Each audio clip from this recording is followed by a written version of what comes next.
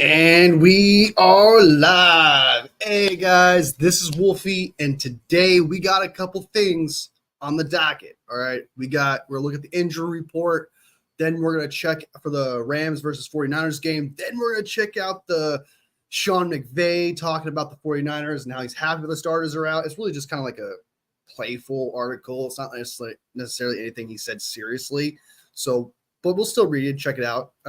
And then we'll go ahead and watch an interview of Jacob Cowling because not today, but tomorrow, he's going to have, I don't want to say a big role, but he's finally going to have a role tomorrow. I'm certain of it. And Larry Krueger did an interview with him. And so we're going to watch that and see what his responses are. I'm stoked for the man. I think he's a stud, and I really do hope that Brock Purdy finds him in this game.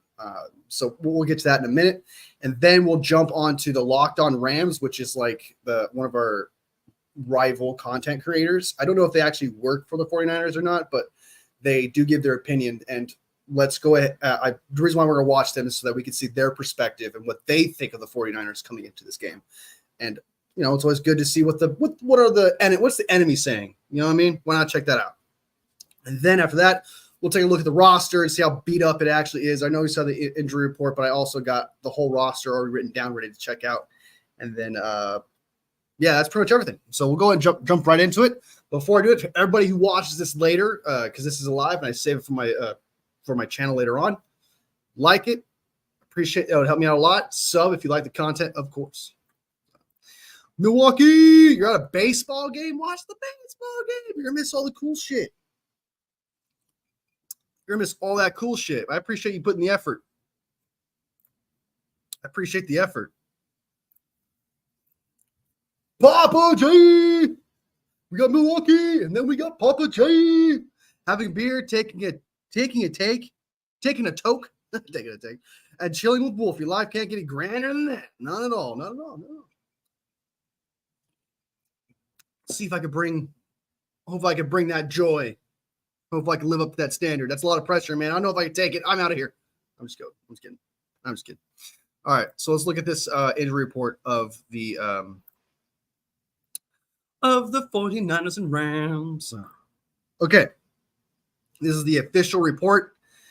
Talanoa Hufanga, it says unspecified. That's kind of weird to see unspecified here, but they're playing, they're active. So I don't know why it says unspecified. It should just say active because they are playing.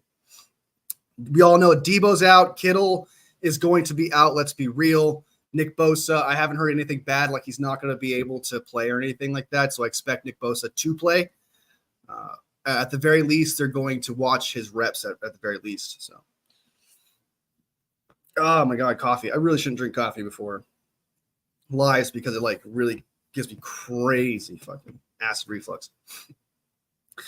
But it keeps me awake, and that's what I need. So Cooper Kupp is out, and so is Davis Allen, who is their second string tight end. So he's out as well. Their kicker is hurt. That's kind of, I'm not trying to say it's funny, but like, I mean, they are so like decimated by injuries to the point that their kicker is also getting hurt. That's some bad luck right there, straight up. Kobe Durant, he's questionable, limited in practice. If he was limited in practice for both days, I'm going to expect that he's going to play. I'm confident Kobe Durant is going to play. Bobby Brown, limited in practice. Same thing with Bobby Brown as well. So, yeah, the injury report is pretty fucked up. There's a lot of big players that are out. That's a little worrisome in the sense of like, are they going to get healthy later? But I will definitely say that this game, I've said it made lives prior. I'm not too concerned with our firepower to their firepower because their defense, they don't got much going on. If you guys know already, they got 11 players on IR right now, one on PUP, which is their starting tight end. And then you got Davis Allen, who's out. And then you got Cooper Kupp, who's out, which you already knew. So this team is absolutely just destroyed to the point where even the Panthers might actually have a chance against this team. It's that bad. I know Matthew Stafford is their quarterback and McVay is their coach, but they can only do so much against this team with this team. Let's be real. Like, you guys want to give a shit about weapons and being like, oh, they're just winning because they have weapons. But I mean, like, it's to a point where they don't even have a knife. Okay. Like think of like someone having like some teams are so good they have a rocket launcher or a machine gun. Like these guys have like a little puny butter knife. That's how intimidating they are right now. Like they're not scary at all. So let's go ahead. I'm going to bring up the roster as well. So Brock Purdy is going to be, it's just going to be the Brock Purdy show essentially, because the only real weapon he's going to have in this game, I know Jordan Mason's a stud, but it is his first year. He hasn't really proven himself to be an Avenger, if that makes sense. So it's Brock Purdy, the backup running back. Kyle Juszczyk will be out there. He's not hurt. And then a rusty Brandon Ayuk. Hopefully he can get him back on his feet. Juwan Jennings is a stud, but I don't know how he's going to handle the second wide receiver duties. Even though I think in the past he's like never. Juwan Jennings has never gone ghost. He's never disappeared. He's always like when we needed a third down and we throw it to him, he always catches it most of the time. So Juwan Jennings is one of the most consistent players in the 49ers for sure. So I'm confident in these two wide receivers. Jacob Cowing is going to be our deep threat if Brandon Ayuk can't get it done. So I am confident in Jacob Cowing. It's the 49ers do not have to worry about Debo being out because they addressed it in the draft. And not only that, they got Chris Connolly, who Brock Purdy connects with really, really well. So they got good wide receivers. That's good for Brock Purdy. Two of them he's very familiar with. Chris Connolly, who surprisingly connected with, and Jacob Cowing, who's been a stud in a training camp, preseason, etc. So I'm not concerned about the wide receiver situation. Running back, I'm not concerned about the running back situation. My only real concern in the sense of like who's going to replace Kittle is Sauber really going to be able to do that? Is Tungus really going to do that? We've elevated Braden Willis from the practice squad to the team, so he will play. He'll be our third tight end. But do not expect him to block. I hope to God Kyle Shanahan doesn't be like, I want you to block their best pass rusher, who's probably what, Jared Verse, so their rookie. So that's probably my only concern on offense right now is the tight end situation. Offensive line, I would be concerned if their D-line was actually good. Their D-line is not good. So I'm not concerned about the offensive line too much in this game. Like Trent Williams needs to get himself and needs to get his feet back under him again. McKivitz may be bad, but I mean, like, what do they have on their DN? Sorry, that's the reflex coming away. And then Brendel, I know he sucks, and everyone's just bagging on Brendel hard. I know he's trash, but again, their D-line is bad to where like Brendel might actually look like an all-pro against these dudes. It's just I have no concern. If this was like any other team that was good, I would be concerned, but a lot of these weapons the 49ers can match against their defense. Running back, I'm sure he can handle any. Jordan Mason can handle any of their linebackers out there. Our offensive line should be able to handle the D-line. It's really up to Brock Purdy, and it's kind of like I don't want to say that like this is a prove-it game for Brock Purdy because Papa J, you were here yesterday, and I also said this, that there's nothing to gain really beating this team because they are a peewee team. They are a team, like you said in the comment, that they are a peewee team. They're destroyed right now. They are decimated by injuries. It's a second-string team, quite literally. So Brock Purdy it's to prove like can he beat the teams that he's supposed to beat. I guess that's the most you could say about it. But if he were to lose this game, Papa, you said it yesterday too, man. If he were to lose this game, oh my God, we would never hear the end of it. Sam Darnold's better. Kyler Murray's better. And then we'll hear just the end of time. And again, I also think that Brock Purdy doesn't have any excuses either because he's connected with Brandon Ayuk, he's connected with Juwan Jennings, he's connected with Chris Connolly and Cowan. There is no weird like, this new wide receiver came in because people got hurt, and so we don't know how good he's going to do with Brock Purdy, except there's nothing like that. There's nothing happening. The only thing that I have concern about is the tight end. That is the only thing I would have concerns with. So the offense-wise, offensively, I think Brock Purdy should do fine. I think he should still score touchdowns. I still think this should be a 20-plus game for the 49ers in this situation, especially considering their defense is trash right now. So I'm still expecting a great game from Brock Purdy, regardless of the injuries that are currently happening, because, again, defense does not exactly hold up against our offensive weapons, even our secondary ones. My grandson's peewee team has a chance against the Rams. That's right. Yes, extremely concerned if we lose to the Rams. That's when I'll be concerned. because that team is, no offense, I know Sean McVay is good and Matthew Stafford's good, but there's no way that they should win at all, especially since on our defensive side of the ball, and Matthew Stafford doesn't have any weapons on his side of the ball. He has Kyron Williams, yeah, but Kyron Williams can't do anything if they're missing 3 starters on the offensive line, and outside of those 3 starters, they have trash backups. I'm not going to expect Kyron Williams to go off. I'm expecting the defense to do great because guess what? We have Collins still. We have Hargrave. We have Floyd. And we have Bosa. Not to mention we have Gross Matos. We have our full, healthy defensive line except for Bosa with that rib injury. But again, it's not hindering him. He can still play. There's no reason why we shouldn't stop the run. We still have Fred Warner. We have Devondre Campbell, D. Winters, all that. So the run game should still take care of itself. The past 2 weeks, the Rams have had, let me find it. Where's it at? Slow momentum here, guys. Sorry. I had it written down. Tutu Atwell. No, Kieran Williams. All right. Kyron Williams had 12 yards. Week 1, 12 carries, 25 yards, at 2.1 yards a carry. Week 2, 18 carries, 50 yards, 2.8 yards a carry. I'm expecting that same exact average to continue for Kyron Williams because we have no problem when it comes to the run game because we have our linebackers and we have our D-line still. So I'm expecting us to keep him under 3, at least. Keep that going. If Kyron Williams gets above 4 yards a carry, I would be concerned because that should not happen, like at all, like not even close, dude. We have no excuse. Like if Nick Bosa was out, Malik Collins was out, and then say another DN was out, okay, fine. Their trash O-line could probably block ours. But I swear to God, if Kyron Williams goes off against our D-line that is completely healthy, I will lose my shit. I will not be happy because that should not happen. Corner. Another thing on corner. They have Demarcus Robinson.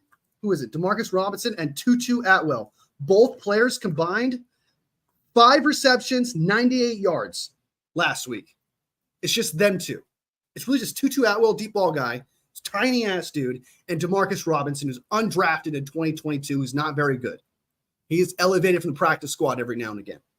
So I'm expecting, I know Ward's hurt, but let's say Ward doesn't play, even though I do think he's going to play because there's no signs saying that he's not going to play. Let's say Ward doesn't. I expect Lenore to be able to shut down Demarcus Robinson or Tutu Atwell. I expect Rocky Sin or Yadam or Renardo Green to shut him down. I expect Luter Jr. to even do that, even though he's not going to be activated. I do not believe in these wide receivers that the Rams currently have. So seriously, when I say this, I cannot think of a single reason on paper for the Rams to actually win this game, let alone it be close. I understand it's division rivals, and usually division rivals are kind of like closer or whatever, but I'm serious when I say this. The Rams have nobody out there. They have a team that is equivalent to the Panthers right now. They have a terrible team. So Brock Purdy beating these guys, I know a lot of people are saying, "Oh, if you believe that, that's fine." Okay, if you want to say that having these beating the Rams or whatever right now vindicates Brock Purdy that he's a great quarterback because he doesn't have the Avengers. To me personally, I don't think it's enough. I just don't think it's enough because they should win this game.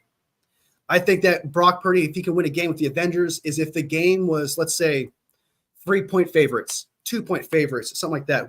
I'm going to check the favoritism right now. What's the?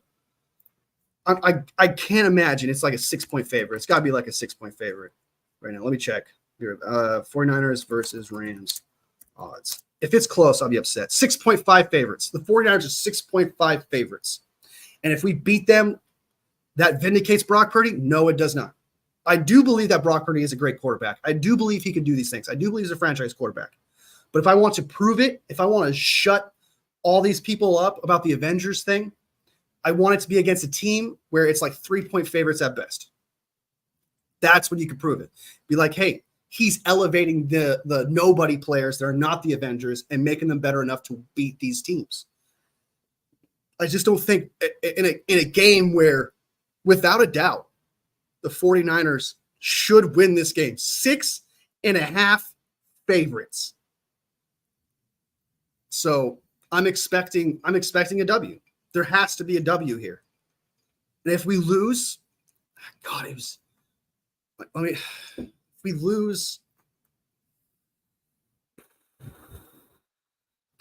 I mean, like I just see it now. I have a really good imagination. I just see all the content creators losing their minds right now, and I don't blame them because that would be a concern. But I'm not excited about the Armageddon that would happen after that loss. You know, not to mention, the Kyle Shanahan has Sean McVay's number in the regular season. Everything, and I mean everything, from the curses or the trends of the 49ers beating the Rams to the actual roster that the Rams actually have, the 49ers should win. Like if you like the Vikings had that curse of where we can't beat them in like 30 something years, or that trend, we just can't beat them. For the Rams, they don't have that. We are their Minnesota Vikings in the regular season. We are the Rams, Minnesota Vikings in the regular season. And if they beat us with second string players while we have players who are first string starters, I will lose it. I will lose my mind. Play that I can think of that the Rams could win is because their second and third string is more united than our first string at this point in the season. Oh my God, they would have to have like the heart of the cards type deal. Like, I mean, their third string would have to magically be better than somehow. I just don't see it because our linebackers and D line match their O line and running back situation perfectly. Fred Warner can cover any tight end they bring out there, which is their third string tight end. I think to play on what you're saying, Papa J, maybe the element of surprise because we don't have film on these said players, so we can't check out their tendencies. However, do they have good tendencies? Do they have good traits that make them great players? Because if they're just basic-ass players who are depth pieces, then I expect players that we have to figure them out fast. I truly do. Great players, good players are hard to figure out the moment you see them. It's just – I'm expecting a W. 110. I won't give my score prediction until tomorrow with the Wolfie and Poggy show. Please be there. It's right before the games, 9 o'clock. We're going to do top 10 prediction. On top 10, we're going to do top 10 power rankings, predictions, etc. Be there, 9 a.m. Pacific time. All right, so let's go ahead. We just got to talk about the injuries, how they should win. We looked at some stats. Yeah. And keep in mind that Ayuk last week had 43 yards. Jennings had 37, while Debo was the main target. But again, Ayuk was still getting his feet from under him. Kyle just boosted up his ego this past week. So if there's a game to get right, it's going to be this one for Brandon Ayuk. I'm excited. I'm excited about that. I'm expecting a big game from Brandon Ayuk. So, all right. Blah, blah, blah. All right. Sorry, I just got a text. All right. So let's go ahead and read the article about Sean McVay and see what he has to say. He says, 49ers, Sean McVay gets candid about 49ers stars missing Rams games. Not sad, and I don't blame him. That gives him opportunity to win the game. After the fifth or sixth game last year, NFL was ready to throw the Chiefs under the bus. What do you mean? I respectfully don't know what that means.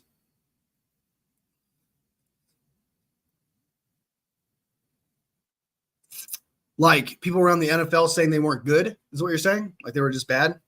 Yeah, I mean, Patrick Mahomes and Andy Reid are just absolute studs. They're fire, dude. They're very good at their job. I mean, they won a Super Bowl with what they had. That's crazy. That's crazy. Okay, so rivals, injury field Rams, the absence of McCaffrey, Samuel will even be a bit of the field.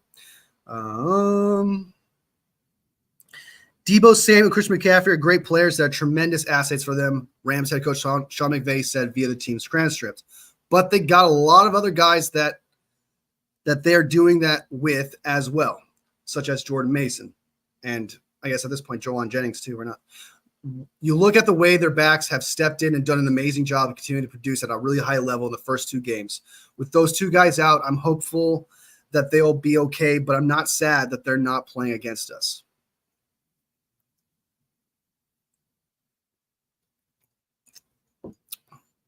he's acknowledging the fact that like all these players, despite all these injuries, there are players on their side of the on the 49ers that are stepping up and actually proving to be starters again. I feel like he was quite literally just mentioning Jordan Mason here, saying that the run game is still picking up where it left off because Jordan Mason is dope, and our offensive line, still technically fully healthy, is capable of giving our running backs 100 yards game compared to the Rams, who have 3 starters out, and right now they're 2-point-something yards a carry on average. So, yeah. Yes, they were saying that they would not get to the playoffs because they did not do well in the first half of the season. Yes, I was one of those. I did not think that they were going to do good.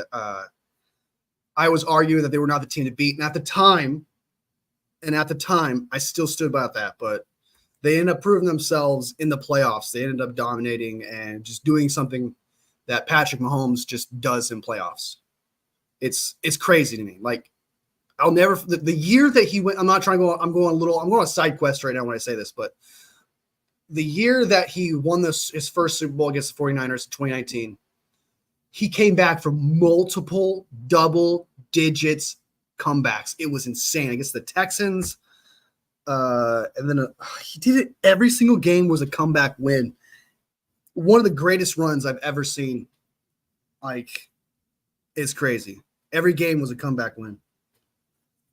But I would definitely be concerned. I know it sounds like an oxymoron, but you know what I mean.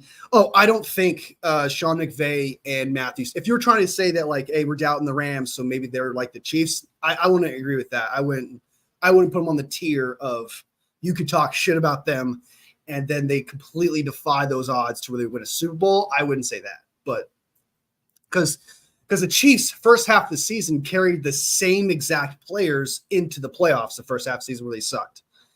You know, the Rams are just decimated by injuries, and they're not even the same team, you know? So this maybe later on, once they get all healthy and get all their players back, that's a possibility for them to, like, get themselves back from week 8 on. They might become a better team because I know that their starting tight end comes back after week 4, and a few players might come back as well after their 4 week because you have to wait 4 weeks. If you go on IR, players are going to be gone 4 weeks no matter what. So it really depends. It's kind of help you out, Papa, here, to reinforce what you're saying. They may get reinforcements and all their players back fully healthy even by week 7 or week 8. But that also plays for the 49ers as well because most of our players, I think, who's all out for the rest? There's only one player that's technically out for the rest of this season for sure, and that is Drake Jackson. Everyone else is just on IR, half a season IR. They are expected to come back this year. So we are in the same boat with the Rams when it comes to their IR situation. With those two guys, I'm hopeful they will find okay. Although the 49ers are short 2 of their biggest playmakers, their offensive arsenal still includes Brandon Ayuk. We'll see. That's still a question mark. George Kittle. Nope. We do not have George Kittle. He's not going to be there to trust. Juwan Jennings and Jordan Mason. So Juwan Jennings, Rusty, Brandon Ayuk, and Jordan Mason. I know you're saying like, oh, there's no excuses. So why are you saying Rusty, Brandon Ayuk? Yes, that is true, but it does not change the truth. It does not change the fact that Brandon Ayuk is like 75% of the player that he was last year. It does not change it, even though I still think the 49ers should do and still win with 75% of Brandon Ayuk.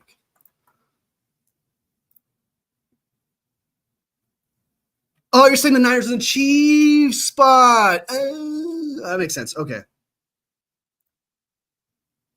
Mitchell also on season-ending IR. That's right. Mitchell, that's right. So see, Mitchell and Drake Jackson are all out on the season-ending IR. So all these players can come back from week 7, week 8, week 6. I'm not too concerned, especially with the Rams and Patriots coming up because Patriots are also decimated. I still think we should win this game, and we should win the game next week against the Patriots, barring like we fall into the same situation as the Rams where our entire offensive line gets hurt. What's the name? Sauber is gone. Ayuk's gone, and all of that. I would be concerned then. But yeah, you're totally right. Yeah, Mitchell. I totally forgot about Mitchell. Thank God we got Jordan Mason, though. Thank God we got Jordan Mason. And Strawberry, welcome to the stream. Well, life is but a dream. Welcome to the stream, Strawberry. Welcome, brother. It's good to see you. Good to see you. I'm glad you made it. What else we got? Coming off ugly loss against Minnesota. Yeah, blah. I hated that loss. It sucks. Anything else they say in here? Nope, they don't. All right, so the 49ers are 6-point favorites. I'm expecting a W. All right, so we talked about the injury report of all the San Francisco 49ers and the Rams. We heard with Sean McVay about the starters. It sounds to me he, like, just reading between the lines, not necessarily coming out with evidence or anything, but reading between what he said, it sounds to me he really highlighted Jordan Mason there without saying his name, if that makes sense.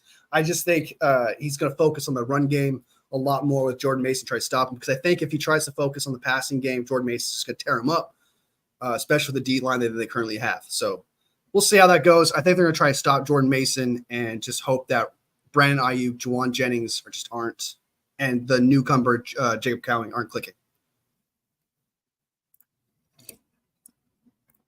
People, I'm sorry, you guys. Trent Taylor wasn't evaluated from the practice squad.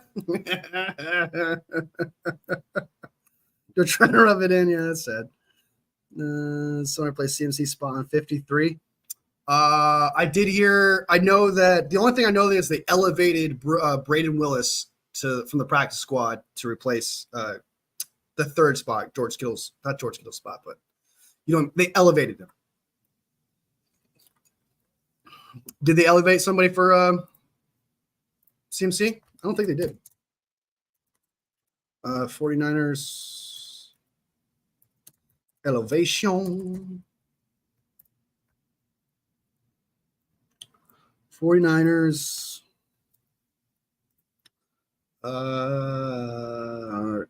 call up player for CMC.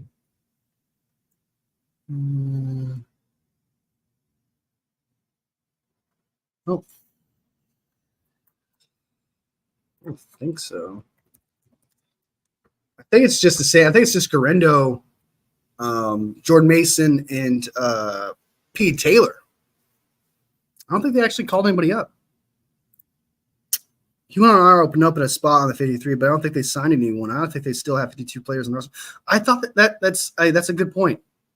That's a good point. And they officially put him on the IR so they can bring up a player. Did they? Let me look at the roster, huh? Is there anyone I'm missing here? Did they I think they elevated Trey Walker, the safety, didn't they? Wasn't the safety Trey Walker, this guy right here, they elevated? I think they elevated him because Hufanga was still trying to recover from his injury. That's what I think. I think they elevated Tracy Walker, safety, because they didn't put Hufanga on IR. So I actually do think they have 53. They just put let me check. Let me see if Tracy Walker is on the roster. If Tracy Walker's on the roster, I would see that. Tracy Walker.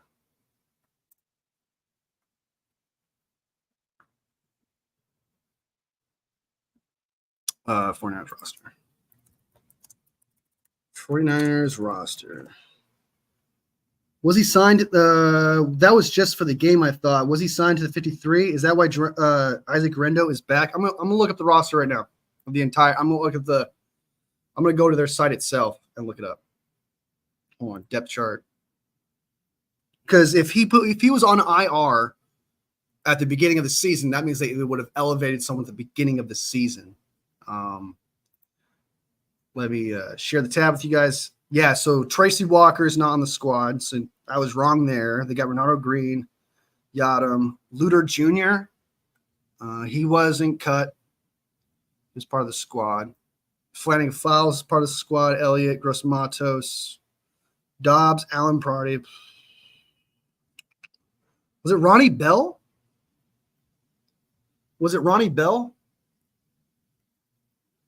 They did a couple of elevations, I thought. Ben Barch, I think. Ronnie Bell, Ben Barch. I think we will see Grindo returning kicks since his Zebo. Possibly, actually. That's a good point. I didn't think about that. Yeah, possibly. I can see that 110%. Bell was already on the 53. Was he? Yeah, you're right. Because what's his name? David Lombardi made a video about it saying, like, because people were upset. Yeah, you're right. See, that's why I love you, Wolfie, was because you look up right now. No bullshit. Yeah, exactly, man. Hey, I'm not always right. I'm not always right. Yeah, they are. But if you take them off from the practice squad, they're still taking up a spot from the 53-man roster. You can't just elevate somebody from the somebody from the practice squad unless a player goes on IR. I thought I got to educate myself. Apparently, I'll have to look in. I will look into this and I'll double check. You know what, Strawberry? I'll look into it. I'll do some research and try to figure out exactly what the is happening here. Because you're right, something's not adding up entirely. Let's see how many players they got. They got 1, 2, 3, 4, 5, 6, 7, 8, 9, 10, 11, 12, 13, 14, 15, 16, 17, 18, 19, 20, 21, 22, 23, 24, 25. 1, 2, 3, 4, 5, 6, 7, 8, 9, 10, 11, 12. 13, 14, 15, 16, 17, 18, 19, 20, 21, 22, 23, 24, 25, 26. And then plus the other 3, which is the kicker, 1, 2, and 3. 3. So 29. I can't add right now. That's 52. That is 52. Can I not add right now? That's 52, right? Am I not counting right? With Pearsall shot, Nani wasn't signed yet. Bell made the 53. Yeah.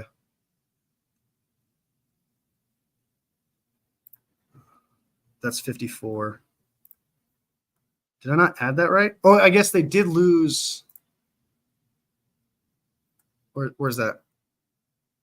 They lost Kittle and they put up. So Kittle's gone here and they put up. Kittle's gone here and they put up Braden Willis. Debo's not here. Did they replace anybody for Debo? I don't think they did. So that would be 53 right there. Because no one's replaced Debo, right?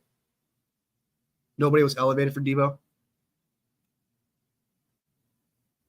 So I'll put us at 53.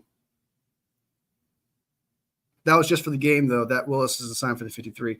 But if a player's out, it counts towards the 53, right? Because you can still only have 53 players at the game. That's why you still see here that Kittle is on the tight end situation here.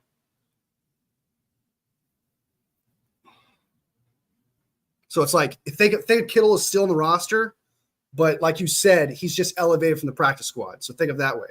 So like Kittle is still technically on the roster, but like you said, he's from the practice squad being elevated. So he counts there. But who's elevated to take Debo's spot? I don't think anybody's elevated to take Debo's spot. And that is where the 53 is. Well, you can elevate if you can't just elevate it from a practice squad and put 54 or 55 players. You can only elevate a players if one player is injured and not playing. So like if that player is not playing, technically that person's still in the roster because they're not on IR and they're not missing or anything. You're just having that one player take over that spot, if that makes sense. Yes, you are correct. But so, for example, George Kittle is still on the 53, but since he's hurt and not playing, you're allowed to have somebody from the practice squad elevated to take that spot as a substitute. But they didn't do that. They didn't make a substitute for Debo Samuel.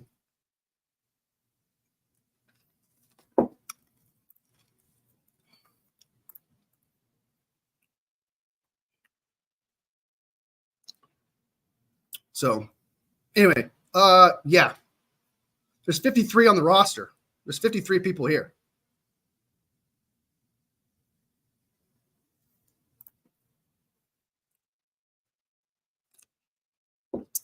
I don't know hold on.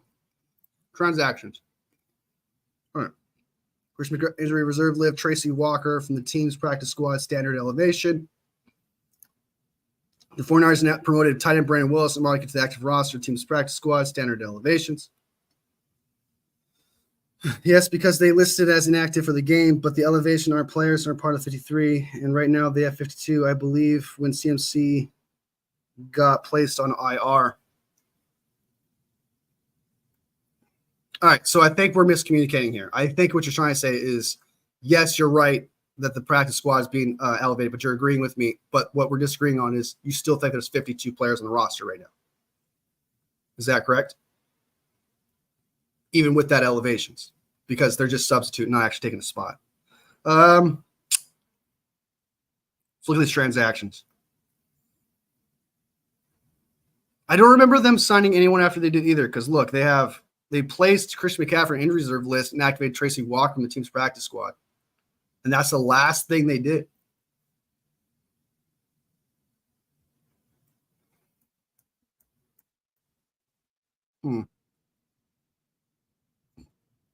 Well, no, so they promoted Braden Willis and Sam Walker to the active roster of the team's practice squad on 09-14. So they did do something. But they just elevated him to the practice squad. They didn't even sign them. It's just an elevation. So for that one game, they elevated Tracy Walker for his spot, I guess. Huh. I have to do research on it. I'll do some research on this and try to figure out exactly standard elevations and what that exactly means and the injured reserve list, because it sounds to me that one of these players, Sam, whatever, Braden Willis, or maybe Tracy Walker is taking his spot. I'll do some research and try to figure out exactly what all these exactly mean before I say, well, this is what it is, because I do agree that there's nobody here saying they were signed. It just says they were activated from practice squad. So, oh no, it says hold on, it says active. Sam wanted to. They were promoted to the active squad, Braden Willis and Sam to the active team's practice squad. Placed Christian McVay reserve and activated Tracy Walker to the team's practice squad. So if they promoted him to the active roster, that means one of these players took Christian McCaffrey's spot. So what do we have here? I think I just figured it out. I think it's Sam. What's his name? I think I just figured it out. Hold on. Is that Sam dude still in the squad? Nope. He is not. He is not. I don't know, man. I don't know. I guess they're. Yeah, I'll have to do research because that doesn't make any sense. But I do agree there's something weird there. I don't see anybody taking the spot, because if Sam, whatever his name was on here, I would get that. But yeah, I don't know enough.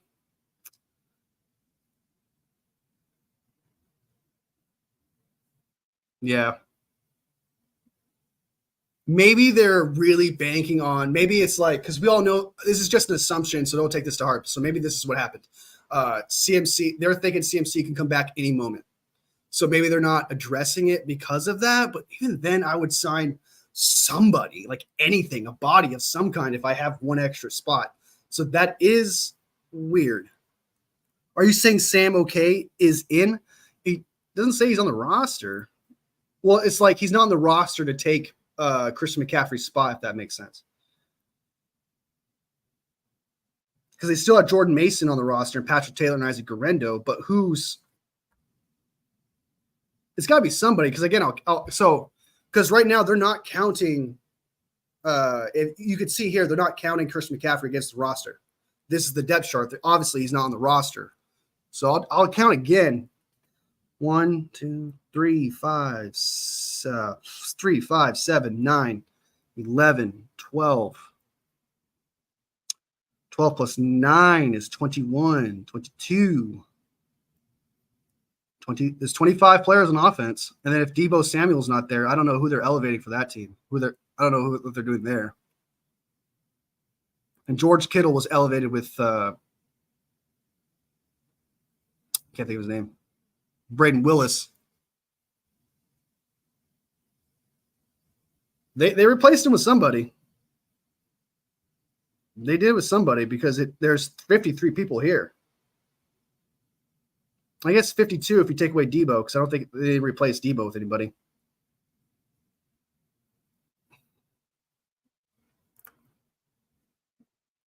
He has to sit 4 weeks. Yeah, he has to sit 4 weeks. That's why he's not on the roster right now.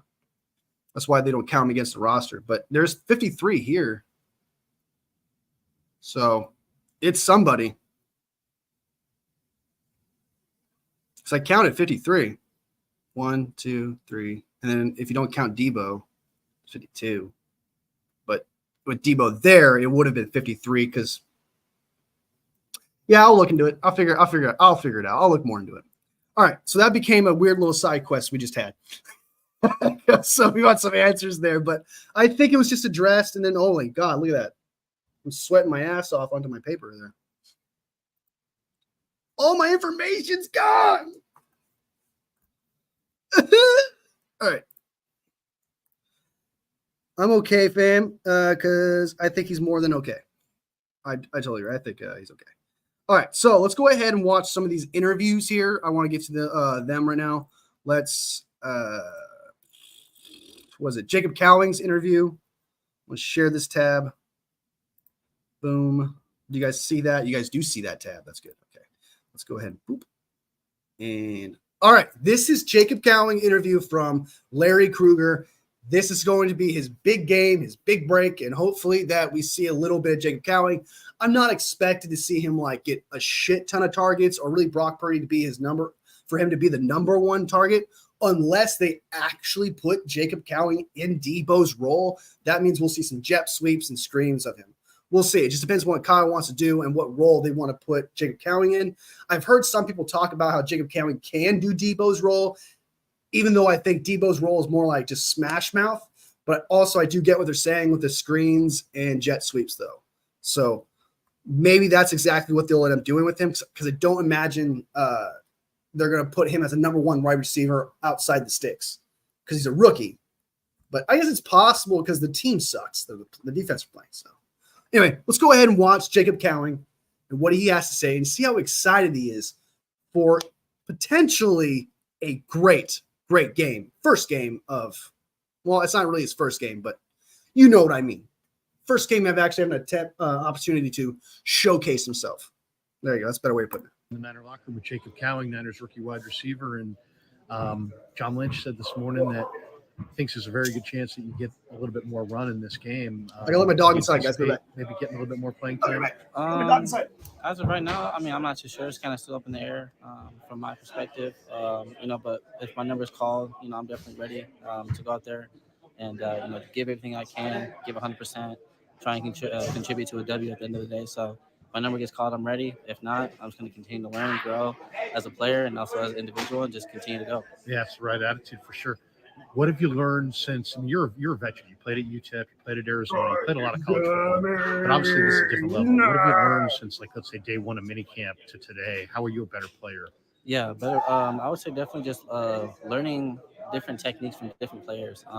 Moving from college to the NFL, everyone's a lot faster, everyone's a lot smarter, everyone knows their techniques, everything like that. So you kind of gotta do like a what's it called? What's the right word I'm looking for?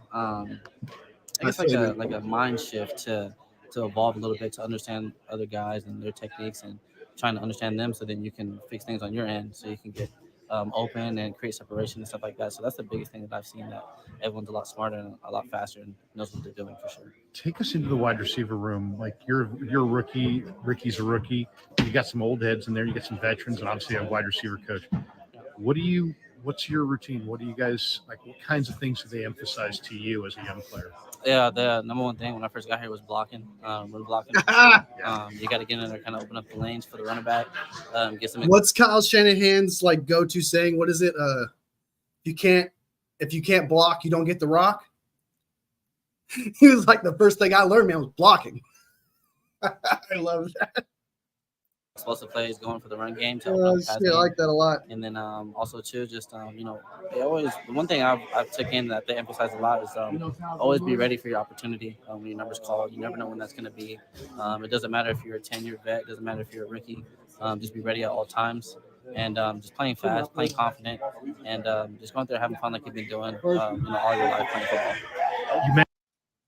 that kind of plays to what a lot of 49ers players have said, like receivers wise, like Brandon Ayuk, Debo Samuel, etc. I said like usually it's not to slight Jimmy Garoppolo here, and I would always take an opportunity to slight him and Jimmy Garoppolo, but it's not intentional. What players say about Brock Purdy is that sometimes the play is not designed to get it, so you expect not to get it.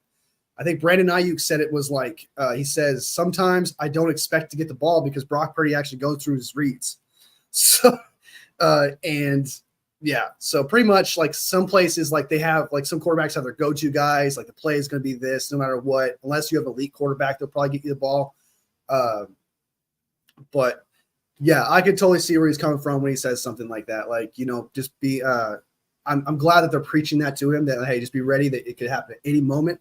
And that is true also when it comes to injuries, because we are in the injury bug as well. So you need to be prepared for anything that happens. And we all know that Kyle Shanahan, even though for some of his weaknesses he has, let's be real, he does use most of his weapons that are wide receivers. The only thing he kind of suppresses, which is shocking, is his running backs. But when it comes to wide receivers and tight ends, he tends to use all of them. Maybe just wide receivers, because he didn't really use Warner. He kind of used Dwelly, but when it came to wide receivers, Kyle Shanahan loves to use them. So. Mentioned you pick up some tricks of the trade for some of the veterans in that room. Is there one or two you can share with us, or is there a guy in that room that's you've taken something from him, or he took some time with you and maybe gave you some wisdom? Yeah, I'd say all the guys, all the veteran guys. They pulled me aside one by one, kind of gave me tips and advice that I can add to my game, and also tips and advice outside of the game too. Is just kind of just for me to grow up and become more of a man. And I appreciate the guys at the end of the day kind of helping me become and develop as a better player. So they give me great advice. I've been taking bits and pieces added to my toolbox each and every time I've had conversations. So that's kind of where I'm at right now with those guys. Every stadium's a little different. Last week, that stadium, I'm looking at the ceiling, and it's like this half of the stadium's dark. Yeah. That half of the stadium's like the face of the sun or something was so bright. Do you go out like in like Elite SoFi? Will you go out and try to take some reps, trying to find the ball out of the ceiling of the stadium, or if it's a dome? Oh yeah, absolutely. I mean, you gotta fix your eyes a little bit, your eye adjustment a little bit. The lighting's obviously a little bit different being in the dome, so it just depends on the stadium. It depends on how the light is hitting it. But I mean, I would like to go out there, kind of get my eyes adjusted, so I can track the ball a little Bro's bit got better. big ass hands, dude. The whistle blows and it's time to play some ball. So I'm ready for all that, and then just also to just continue to track in the atmosphere of the stadium. Because if you're in the dome like that, there's not much really wind or atmosphere kind of things that kind of play into factor when the ball's up in the air. So just kind of get my feet comfortable, running to the ball, getting to my spot, just being comfortable and going out there playing fast. I watch. Let me see. What is his hand size? Because his hands look huge, dude, in that video. I don't know what's Jacob County's hand size. It's got to be like 10 plus. It's got to be like Brandon Ayuk size stuff, right? Hand size. His hand was fucking huge. Where is it? His hand size is not that big. He's got 9-inch hands. That's actually not very big. His hands look huge. I guess I'm tripping, man. I gotta lay off the weed, dude, because I thought his hands looked ginormous. Could just be tiny. I don't know. Anyway, before I continue this interview, we got a couple comments. Strawberry, Ayuk and Debo have both said that they will be running clear routes to Brock, but they still throw it to them because he sees an opening in the defense. Exactly. Having a good quarterback can set you up. So, and it's really funny is I feel like Kyle would have preached that regardless, even if we didn't have Brock Purdy. But to actually be able to do that, to actually be able to follow through with that is huge. So. Smaller than Jerry Rice's hands. Yeah, those are fucking tiny, dude. Those are tiny. 9-inch hands is not big. Like 10-inch hands is huge.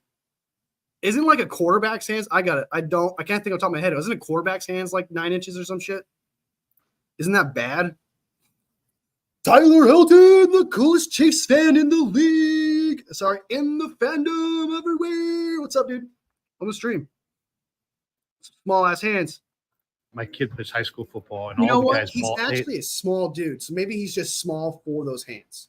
Because he's like 5'9", isn't he? Isn't that his size? I think he's 5'9". He's got to be 5'9".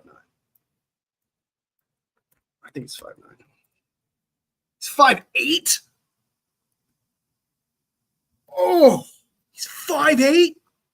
God damn. Did not know that. None of these kids I'm pluck it with their telling hands. you. They all body catch it. Mhm.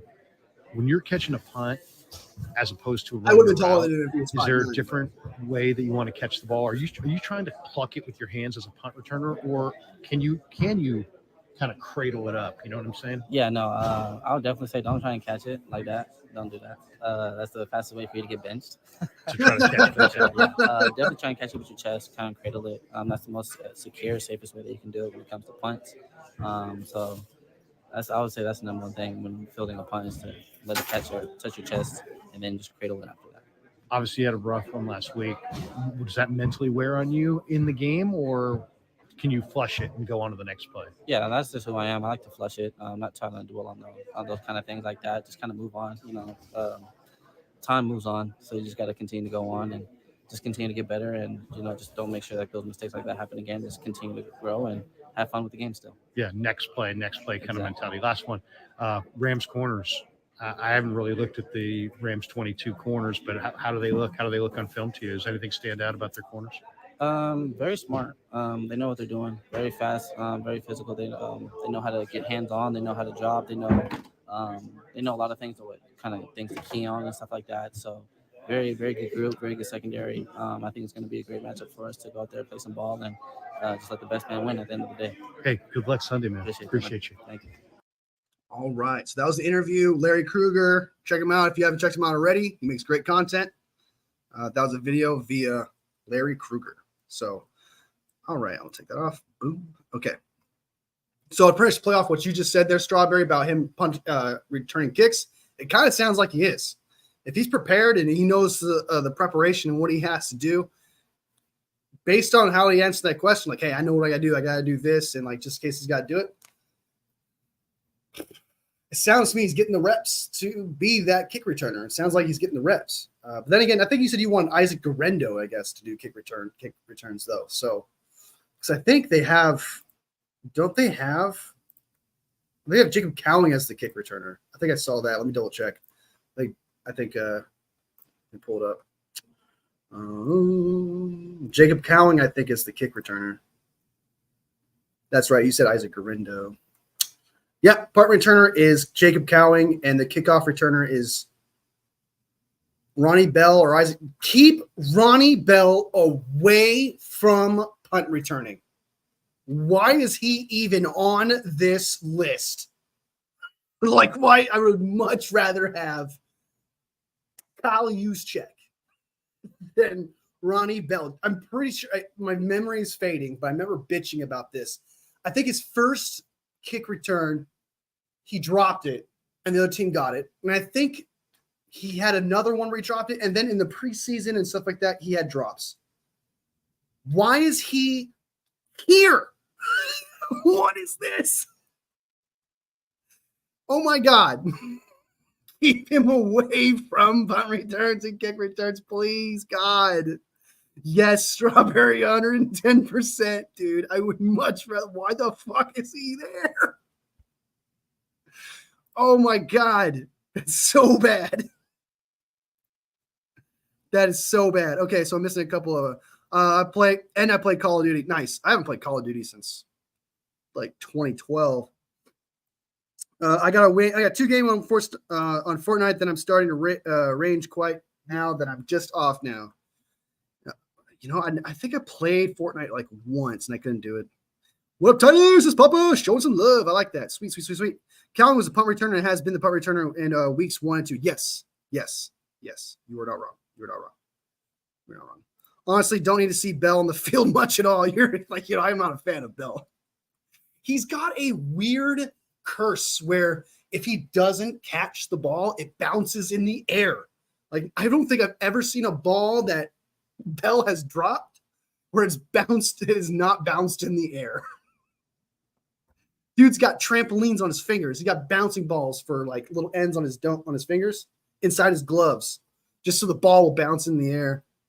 He's a good blocker. That's about it. I just use him in the run game, I guess. Just use him as a secondary run guy. I believe in Ronnie Bell, though, as a wide receiver. I think he's going to get better. As a kick returner, though, no. I'm 100% not for it. His hands is on and off. I totally agree. Like, he has the ability. Like, he gets there. He runs the routes. He has potential. You can see it, right? But then there's just weird, awkward moments where he should catch the ball. Like, even though it's like, yeah, he's jumping in the air, he's going like this, but it will like literally hit him like right in the triangle of the hands, and it will go bing. It will just fly up in the air for no fucking reason. Better if get his jitters out now than lands real game. Yeah. This is probably the game to do it. Yeah. To get any kind of like weird shit out and try to like boost your confidence, this would be the game.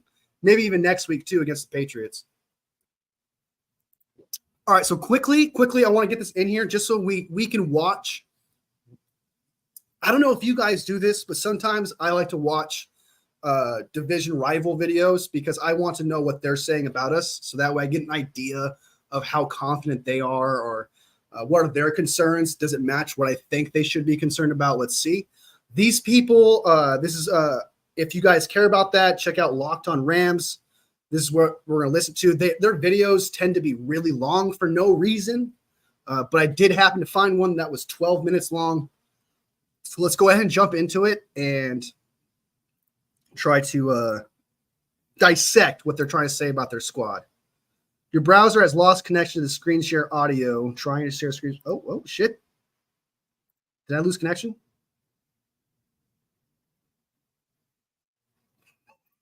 Strawberry. He's like, I don't want to see Bell at all, man. Oh, dude. Oh, that's so funny, man. Strawberry's like, I've seen enough of that fucker. Oh, that's funny. That's good shit. That's good. I like that. It's funny. All right, let's go ahead and see what these guys have to say.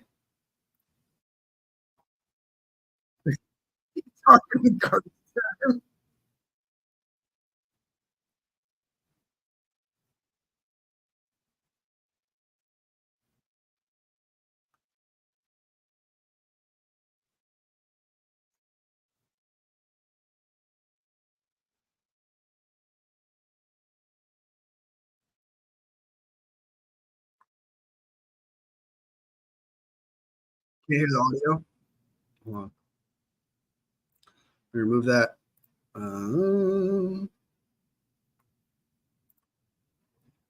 Let me try to. I'll try to bring it up again.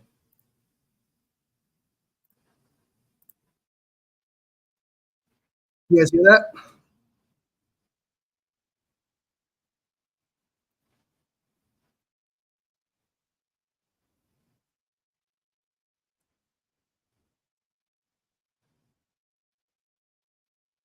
Can you guys hear it? What? All right. Let me try to. Hold on. Let me try a different browser. Maybe that one just did. Locked on Rams. Rams embarrassed. Rams, Matthew Stafford, injury update. They just posted one today. How Los Angeles Rams can overcome the slew of injuries. Is this the one? Heard the counting video just fine though. Yeah, it gave me an alert on the stream video saying that they lost audio in one of the videos. So I think if I just do a different tab.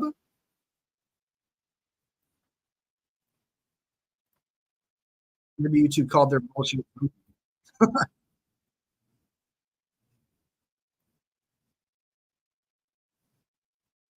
An opportunity for someone to step up, get targets, make plays. Last year when Tutu Atwell, he really fell off. He got supplanted by Demarcus Robinson. He really stepped up as a red zone threat. He really built a lot of chemistry with Matthew Stafford. And he's one of the first guys I'm looking at to be that go-to guy for Stafford, along with Tyler Johnson.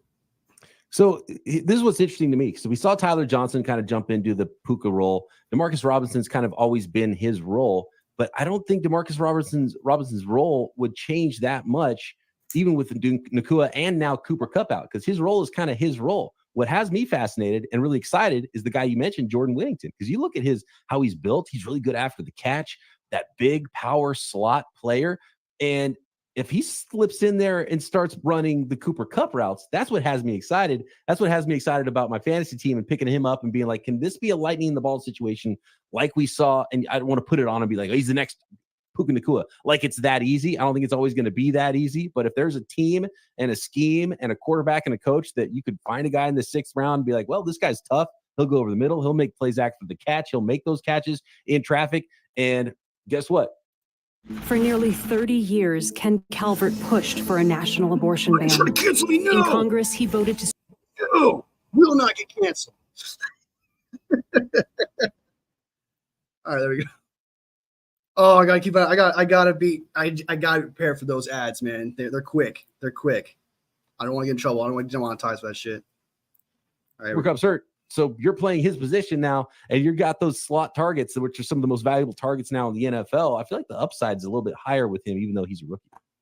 100%. I mean, this is a golden opportunity for him to. I'm not saying it's going to be this year's Puka Nacua, but if he has a couple of good games with them out, he can jump in front of the guys ahead of him on the depth chart. And it's really interesting when it comes to Jordan Whittington because in the opener against the Lions, he played just 2 offensive snaps, but he would have scored a touchdown if it weren't for A.J.R. Curry's holding there where he's grabbing the face mask. And then you look in week 2, 26 snaps. He caught 2 passes, no gain, and then had another one for 22 yards. But he remained the starter for the last part of that game. I think that you look at that right there, you probably say, oh, he's probably not going to be a starter, right? You're probably going to look at guys like Demarcus Robinson as one of your starters, and then a combination of Whittington, Atwell, and Tyler Johnson. But I think when you consider the fact that he played the entire second half on Sunday after Kupp was injured, I think he's the guy that stepped up and is the starter. And yes, he is a 6th-round pick in just his 3rd game, but this guy just built different, man. He's got that, man, dude is straight up jacked. I mean, he's got the physicality. He just feels like the moment's not too big for him. And I almost think that he's saying, you know what? It's next man up mentality. I think he's built for this. I totally think he's going to be a big factor for the Rams, at least as far as just getting opportunities. And all right, so Jordan Whittington, if you guys want to know who that guy is. So apparently that's who they're excited about. They're not excited about Demarcus Robinson and not excited. Apparently they're disappointed in Tutu Atwell. And that is Larry Kruger's guy is Tutu Atwell. I mean, he's been preaching to trade for that dude, even though we don't need wide receivers right now. I don't know why, but yeah. Anyway, he's 6'1", 202 pounds. So he's like your typical size wide receiver, pretty much Brandon Ayuk size. They use him in the slot. So when we watch the game tomorrow, let's go ahead and keep an eye on Jordan Whittington because apparently they're really high on him. And they liked what they saw from him, and he possibly could have scored a touchdown, but it got called back because of a penalty. So it's quite possible they're going to use Jordan Whittington a lot more, especially if these these fans expect that to happen. They would know more than I would about who would play, and if they're excited about him and he showed a lot of promise in the preseason and training camp, based on how they're talking about him, let's keep an eye on this guy. Right now, he's got 11 yards on average per catch. Per reception, he only has 2. He only has 2 catches, 22 yards. And then again, he would have had a touchdown. So, all right. He's your typical Brandon Ayuk size guy, 6th-round pick, 213. So, all right. Keep an eye on him. Keep an eye on him, guys. Let's see what these dudes had to say. Let's go back. Whittington was blocked a little bit and it was kind of a hidden gem at Texas. Yes. There was 2 guys that were 1st-round caliber dudes that were there with him as well. So I think he probably, if A.D. Mitchell doesn't transfer to Texas and stay at Georgia early in his career, Whittington maybe is the number 2 guy there. And does he get drafted in the 4th round instead, right? The 3rd round or something like that, because the tape is good, but he just kind of got lost a little bit. Jordan Mason was the same story, and the 49ers plucked him as an undrafted free agent. He got supplanted he was the starter early in his career at Georgia Tech. He got supplanted by the guy who ended up being number 12 pick in the draft Jahmyr Gibbs at Georgia Tech. Jahmyr Gibbs was the biggest prospect they ever got, the biggest recruit ever in that school's history. And then he transferred to Alabama and oh yeah, Jahmyr Gibbs. That's why Jordan Mason didn't play that much. So I think there's some similarities there. Guys that were blocked on their college team that were a lot better might have got drafted higher. And that were highly touted recruits, right? Jordan Whittington was a 5-star recruit. This goes to show, I mean, some of these guys like the Ohio State dudes, you know what I mean? The first couple of years, you're going to be behind that depth chart. Look at Marvin Harrison Jr. He's behind Njigba. He's behind Olave. He's behind all those dudes and Garrett Wilson at one point. Yeah. So, I mean, for me, I'd rather go to the bigger program where I can learn and then less wear and tear. And now Jordan Whittington's in a perfect spot with a better organization that kind of has the ability to utilize him. But I want to ask you a couple questions too, as far as this offense without CMC, this offense without. All right, so before they start talking about the 49ers, let's go ahead and talk about Jordan Whittington a little bit. If they're saying that they're constantly bringing in wide receivers to take that second wide receiver spot, because that's what they said. They said they brought in Garrett Wilson or some shit, and then I don't remember who all played for that team that on Texas. So I don't entirely know. I know a lot of good players come from Texas and they go somewhere else. That happens quite a bit. I know that. But if he's being replaced constantly and he's never taken that step where they feel like they need to, that's kind of a bad thing almost. He was a 5-star recruit according to these guys. So, and they may be onto something, but if they're constantly trying to replace the second wide receiver and not elevate Whittington, I think it's more of a bad sign than a good. But if they can bank on that 5-star recruit and see what he can do, see what he can play, I think we need to keep an eye on Jordan Whittington because I'm confident. I'm absolutely confident that our corners can handle Demarcus Robinson. I'm confident, even what they're saying, they're not confident in Tutu Atwell either, and I'm confident we can stop him. So maybe this is going to be their secret weapon. Maybe they're going to try to force feed Jordan Whittington, try to give him a little bit more target, especially if he's going to play in the slot, playing like that Ayuk role. So, and the person who's going to be playing the slot is Lenore, and Luter is inactive. So I expect Lenore to be able to shut down this guy. And if you can't, then they may have a steal in Jordan Whittington. But, I mean, looking at him and then looking at who plays in the slot, I expect Lenore to come out on top. Debo, you saw Jordan in the first game. I think it was 28 carries. That was the most ever by a Shanahan-led team. I mean, what kind of challenge do you think this presents the Rams versus what they've seen in the past as far as how you use CMC last year and Debo? I mean, are you going to go run heavy? Are you going to see a little more on the outside? I mean, what do you expect from how the game plan is going to look from Shanahan? There was a surprisingly few amount of after the Oath Keepers attacked the Capitol to steal an election. No ads. I don't believe in it. I don't believe it. I don't believe it.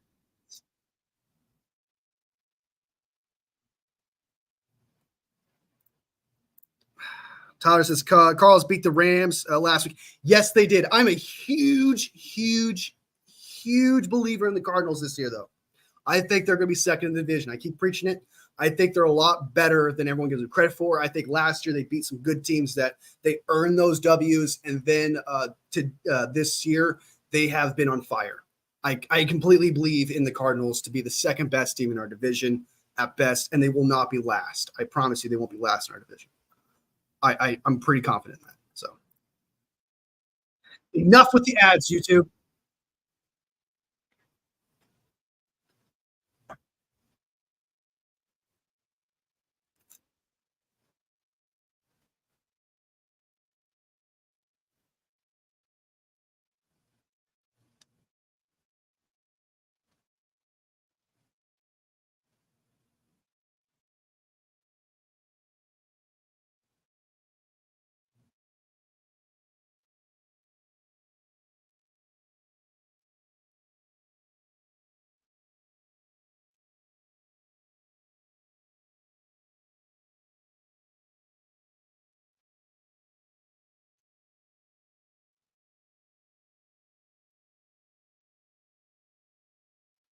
True.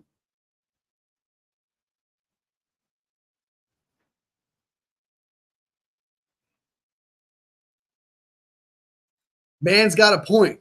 I mean, Kyle Shanahan has been – oh, you guys don't even see this shit. I don't even have it up. What the –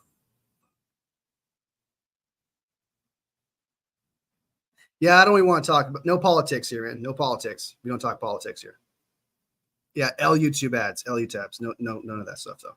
But, yeah, I do think that you got to say one thing about Kyle Shanahan. If he likes a running back, he's going to use that running back. And what I mean, that's like if CMC was starting, they would just give him nothing but carries like crazy. And they're doing the same thing with JP Mason.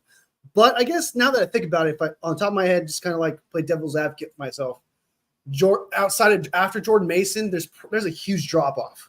We don't know what Garendo can do with. From what we've seen, he's raw. And he's way more of a kick returner at this point before he can actually be that actual running back we need to be. And Pete Taylor is really just like a third or fourth running back. So I can kind of see why they are kind of doing the CMC treatment for Jordan Mason. I'm sorry. Hey, no, it's all right. Hey, it's all right, man. It's all good. It's all good. Don't even worry about it. Don't even Isaac sweat it, Garendo in there, but I think it's going to be a heavy dose of Jordan Mason once again, and I'd be shocked if he has less than 20 carries in this game. And a little glimpse into the future with the 49ers passing game, because when you sign Brandon Ayuk, he's 2 years younger than Debo. His body was probably going to have less. Strawberry's a big Garendo guy, man. He's Garendo on the Debo gadget plays. He uses speed. You're not wrong. He has speed and size. But can he do those cuts, man? Can he make those plays? We'll see, man. But hey, when Garendo balls out, dude, I'm going to think of you immediately. If Garendo has a big run, you're the first person I'm going to think of, Strawberry. You're a huge Garendo fan. I don't blame you because, I mean, that speed and that size, dude, you want him to be so good, right? I just see promise. He's got talent. He does have potential to be a very good running back. He's got all the talents. He just needs to be able to mentally put it together. His instincts need to come together. That's all. Because I promise you, if he was that back that we think he could be, he would be getting some reps a lot more. Larry doesn't think he doesn't have any instincts. I haven't seen him play in practice, but I have heard that not only Larry has said that, I've heard David say it, I've heard Grant say it, that he is missing, he's raw. They describe him as raw still. But I do get what you're saying. Like, it's like, if you're doing like a jet sweep and you just expect him to come all the way around really quick to beat all the linebackers coming over, you could do that if you have a play ready for something like that. But we'll see. But from everyone I've heard, content creator-wise, who have seen him physically play in practice and training camp and preseason, they say he's still raw. But you're not wrong. There's a lot of potential. There's a lot to be excited about when it comes to Garendo. He's a fourth-round draft pick, for crying out loud. They obviously saw something in him.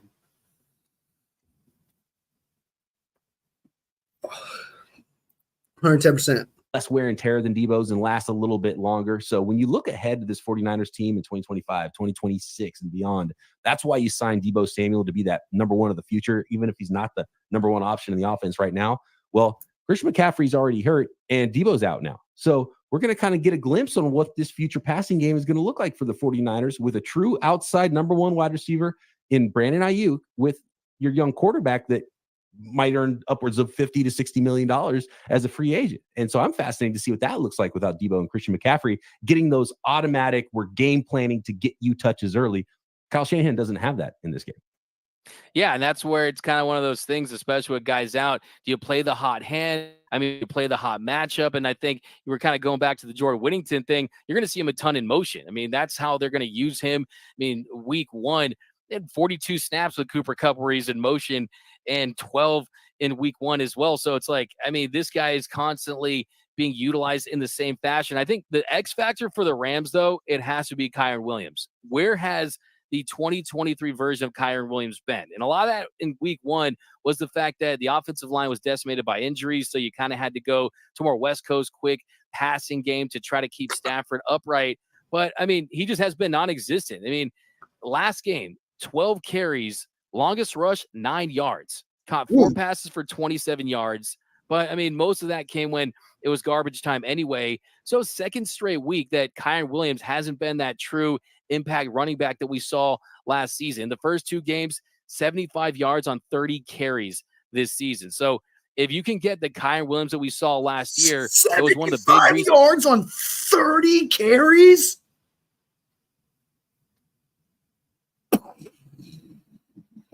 That's crazy. Is why the Rams went on their second half run. It's going to go a long way to see if you can just stay in this game. If you can just stay in this game and keep it interesting late and hopefully walk away with the win. Yeah, and one thing with the Rams, and it's why I don't want to count the Rams out, not only in this game, but when you look at a season, let's say they go 0-3, and the reason they're not going to tank, the reason they're not going to end up with the number 1 pick in the draft or something like that, or even a top 5 pick, is because Sean McVay's too good and Matthew Stafford's too good. And when you have a great coach and quarterback, That is the thing that you want in the NFL. Now, they might have a lot less on top of that right now, and the defense might not be willing to allow them to do that. But guess what? There's maybe some fireworks in this one. We've got the number 1 and number 2 passing yardage leaders in the NFL right now in Brock Purdy and Matthew Stafford. So, yeah, let's just let them sling it and have a little fun on Sunday. Exactly. What? Are you telling me how many passing yards does Matthew Stafford have? What? No way, dude. Let me see. Hold on. There's no way, dude. With the weapons he has, hold on. QB stats. Let's see what we got. Whoops, did not mean to put that there. How many passing yards does Homie have? Where's that? Pro Football Reference. Not 2023, next season, douchebag. Thank you. Come on, load. Thank you. Holy crap. Yeah, he's got Matthew Stafford is slinging it, 533 yards. He's got 1 touchdown. How many interceptions does he got? He's got 1 interception. So he's not throwing touchdowns, though. So his touchdown percentage is pretty bad. So in the red zone, he's probably not doing very well. Sounds to me he's kind of like Brock Purdy in the way where right now Brock Purdy's not doing very well in the red zone either. I think Matthew Stafford and Brock Purdy actually have the same issue, even though Brock Purdy here, I'll show you guys. I'll just show the tab. 550 yards for Brock Purdy. Gardner Minshew's looking like a stud right now. Matthew Stafford, 53 yards, 69. 76 attempts. How when was that rank? He's the 4th. He's passing it the 4th most than any other quarterback. Bo Nix, 4 interceptions, 0. I don't know why I'm laughing at that. He's a rookie. I can't talk to his shit. Air yards per attempt, 6.8. Where does that rank? Oh my God, Derek Carr, 12.77. Holy ass. That's crazy. Brock Purdy, 7th. Where's Stafford? Ooh, 18th in air yards per attempt. And that does not count Yak. So he's not throwing it deep very often. I don't blame him because you don't exactly have the firepower for it. But Matthew Stafford clearly is not afraid to throw it right now. And that is very Matthew Stafford of him. How many pass attempts he's had?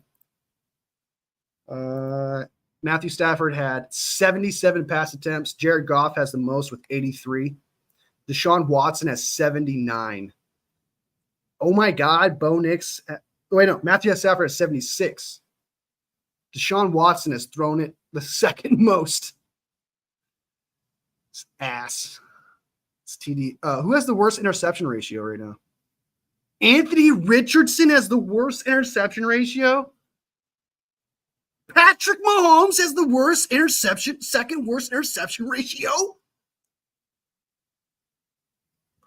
Carried. I'm just kidding, Tyler.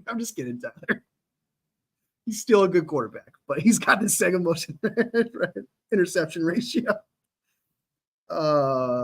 Bryce Young, 5.4. Bo Nix, 5.2. That's not very good. That's not very good company. But Tua, he's hurt. Jalen Hurts, no surprise. Hashtag just saying. All right. I went on a side quest here, guys. Sorry about that. I went on a side quest. Keep my Bo Nix.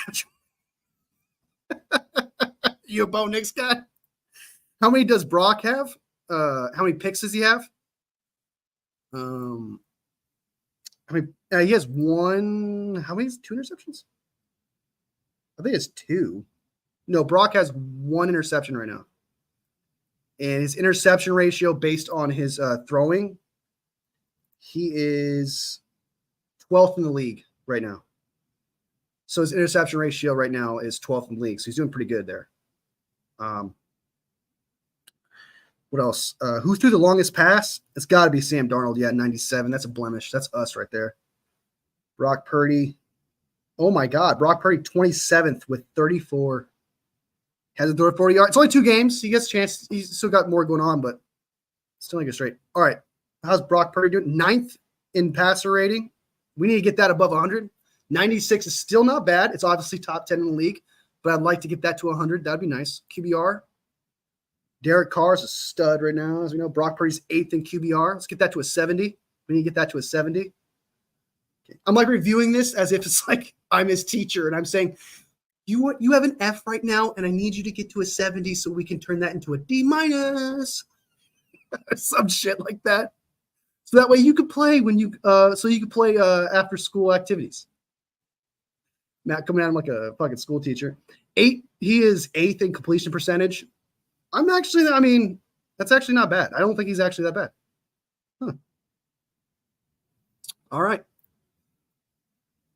Patrick Mahomes has thrown 3 picks. I think he's thrown 4. I think that's what I said, right? I said 4. Yeah, he's thrown 3. Never mind. He's thrown 3. You're right. He's thrown 3.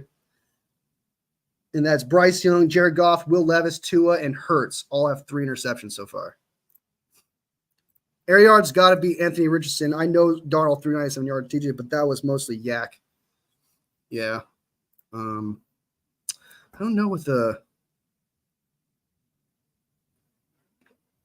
let me go watch that play because I think it's supposed to show that's the longest. There's a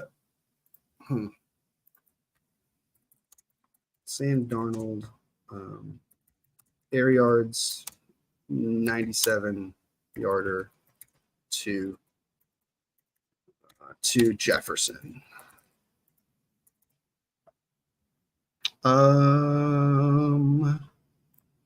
Let me watch. I'm just gonna watch the play.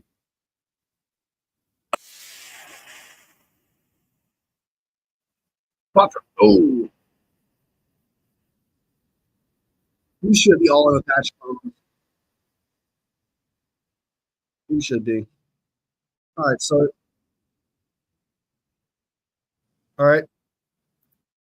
All right, so he throws it here. I'll show you guys. Okay, so he throws it here. All right. You guys can see it. All right, so that's about what? 2 yards, a yard? Was that 2 yards into the end zone? What do you guys think? I think it's about 2 yards in the end zone. Okay, he's about 2 yards in the end zone. Throws it. Getting messy, going deep, and he's got Jefferson. Oh my God, that's actually way further than I thought. He threw about 54 yards. That's about a 54-yard throw. Jefferson. Like 55, 56. Holy shit. Because the ball's right there, I think. Jefferson. That's about the 53, 54-yard line. So that's about a 55, 56-yard ball for Sam Darnold there. That's actually pretty far. A lot more than I thought he would. But Anthony Richardson would easily has that one really long throw. I know exactly what you're talking about. He has that one to he fell and he launched it like 70 yards. Yeah, 110%. Like Anthony Richardson can throw it further than anyone, maybe even Josh Allen. Because I've seen Josh Allen throw it deep and stuff, but like Anthony Richardson has a flick of the wrist when it comes to the deep ball. It's actually kind of pretty.